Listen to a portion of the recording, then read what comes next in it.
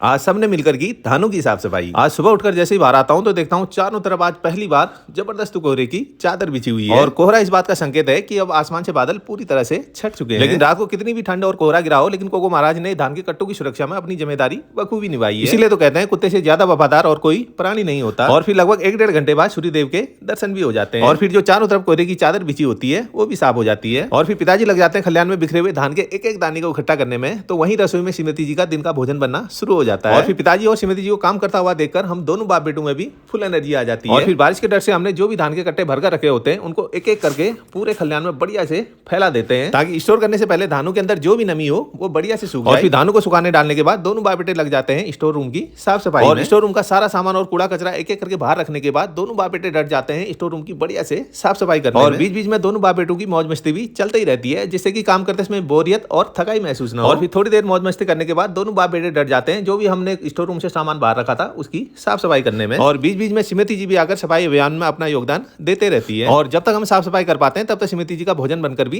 तैयार हो जाता है। और पिताजी को गर्मा गर्म भोजन कराने के बाद श्रीमती जी बोलती है अब तुम लोग भी फटाफट से गर्मा गर्म भोजन कर लो। और काम करते करते हमारे पेट में तो भूख से चूहे कूद ही रहे होते हैं, तो हम तुरंत आ जाते हैं भोजन करने। और आज श्रीमती जी ने गर्मा गर्म दाल भात के साथ भांग की चटनी भी बनाई होती है जो मेरी फेवरेट है। और फिर टेस्टी दाल भात का आनंद लेने के बाद तुरंत फिर से लग जाते हैं अपने काम काज पर। और जो धान हमने सुबह के समय खलिहान में सूखने के लिए बिखराए होते हैं दोनों बाप बेटे मिलकर फटाफट से पहले तो उस धान को इकट्ठा कर लेते हैं। और तब तक श्रीमती के अंदर के कामकाज भी खत्म हो जाते हैं, तो फटाफट से फर्राटा पंखा लगाकर सभी लोग मिलकर धानों को उड़ाना शुरू कर देते हैं। और फिर जब लास्ट में सारे धानों की बढ़िया से साफ सफाई हो जाती है तो एक एक करके उन सारे धानों को कट्टों में भरना शुरू कर देते हैं। और जब तक कट्टों में धान भरी पाते हैं तो तब तक पिताजी भी गुस्सा हो जाते हैं और बोलते हैं सुबह मैंने एक एक दाना धान का उठाया था, लेकिन तुमने फिर से पूरे खलिहान में धान ही धान कर दिए। और जब मैं उनको समझाता हूँ कि आप टेंशन मत लो, हम एक एक दाना झाड़कर उठा देंगे, तब जाकर पिताजी को थोड़ी शांति मिलती है। और फिर इससे पहले कि अंधेरा हो जाए दोनों बाप बेटे मिलकर साफ किए हुए धान के सारे कट्टों को एक एक करके उठाकर स्टोर रूम में स्टोर कर देते हैं। और फिर सारे कट्टे स्टोर करने के बाद बेटे को लगा देता हूँ मैं खलिहान की साफ सफाई करने में, ताकि पिताजी फिर से गुस्सा न हो। राधे राधे।